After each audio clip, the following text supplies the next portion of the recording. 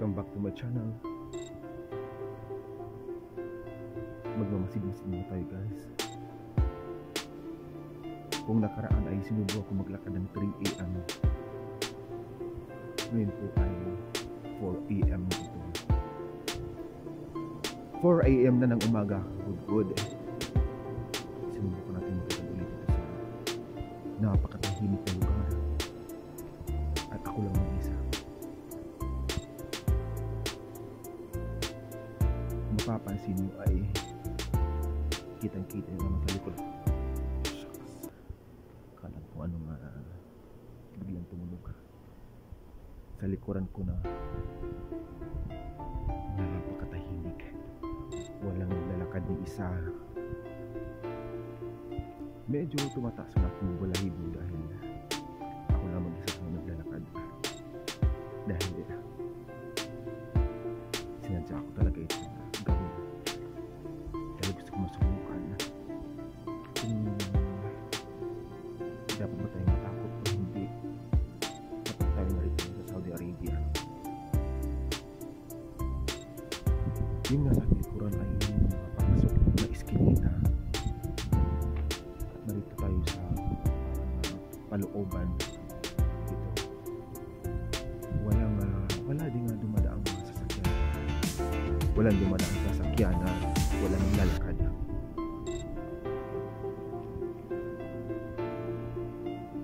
So ang inyong papansin, parang baga ito ay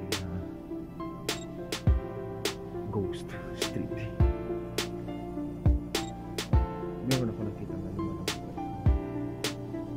lumabas sa baka siguro ay siya ay magbubukas sa kanyang tindahan o ano man, pero siya ay nag-UFC pala. Dito sa kabila ay meron simbahan at dito naman sa kabila ay iskinita pa rin.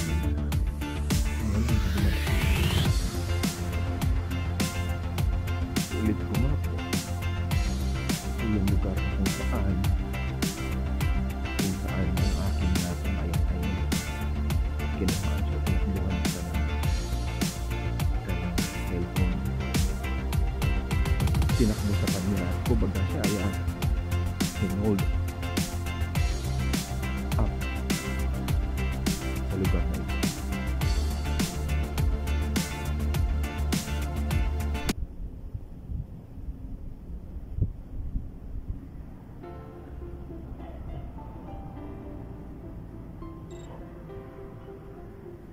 May tumakbong sakyan, ito kala mo ghost car.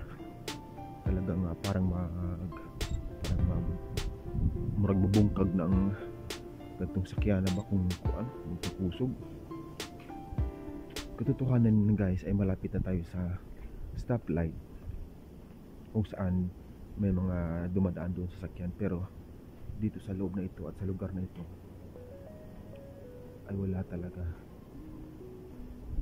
Dahil sa ulitin ko nga, ngayon ay 4 AM ng umaga. Pagkarating ng stoplight ay malapit na tayo nun sa mga street foods. Malapit tayo dun sa mga 24 hours na mga tindahan. Pero sa ngayon, buti na lang walang sumunod at nagtangkang mang-hold up sa akin. Dahil wala naman silang makukuha sa akin. Wala din nagtangkang takutin ako. Dahil baka naman takot sila sa mukha ko. Huwag niyong subukang takutin ako dahil baka mamaya ipalag-ibol ang aking mukha ay mas matakot kayo sa akin Pero totoo yan guys Totoo yan. Wala talagang naglalakad ngayon sa lugar na ito. Ito yung lugar kung saan medyo nakakatakot pasukin dahil sa sobrang siksik at sobrang sikip na mga iskinita dito.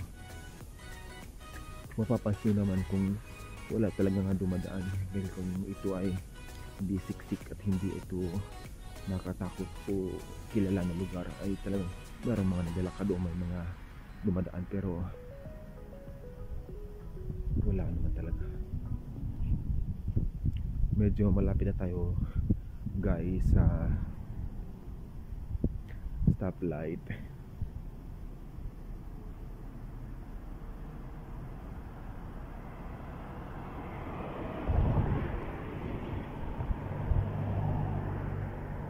Yan dito banday, meron ng medyo okay dito, malapit kasi.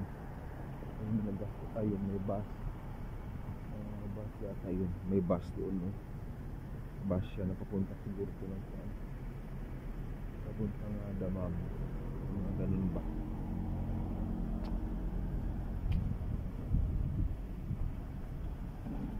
Pero malapit lang din naman malapit sa paningin natin ang mosque.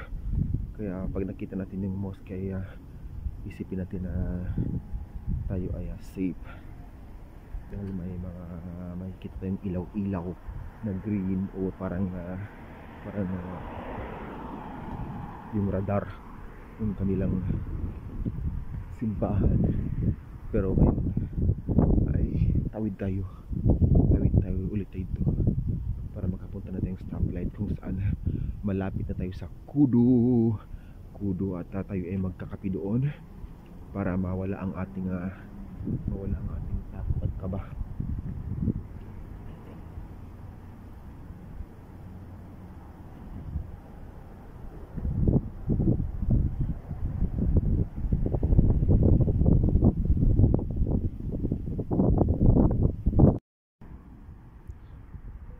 Ngayong narito na tayo sa stoplight Kakudkod, ay dito na nga makikita natin na meron ng mga dumadaang sasakyan. Dito hindi na masyadong nakakatakot kasi may mga dumadaan ng sasakyan, pero tayo pa rin ay mag-iingat pa rin tayo at hindi natin sigurado at alam ang mga dumang sasakyan ay isa rin yan sa mga magpapahamak sa inyo. Kaya kung kayo ay nais nyo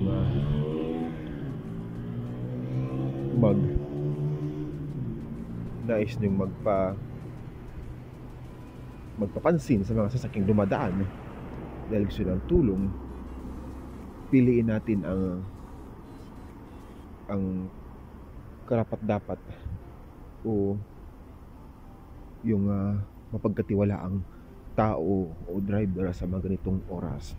Huwag tayo basta-basta sumakay at magtiwala dahil alam nyo guys, kapag sa una lang ay napakabait ng kanilang ipapakita sa inyo na behavior, kung sila ay magpapapansin-pansin sa inyo, mabait ang kanilang ipinapakitang behavior,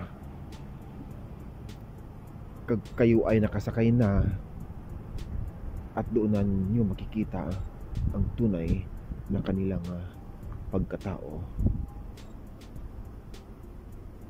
Yan po ang aking ibinabalita ngayon sa inyo at kunting kaalaman yan para sa mga baguhan at sa mga gustong lumabas na walang kasama, na malakas ang loob na tulad ko, na sinubukan ko talaga maglakad. Kung noon ay 3 o'clock ng umaga ang aking ipinakita at ibinlag sa inyo, ngayon naman ito ay 4 o'clock ng umaga guys.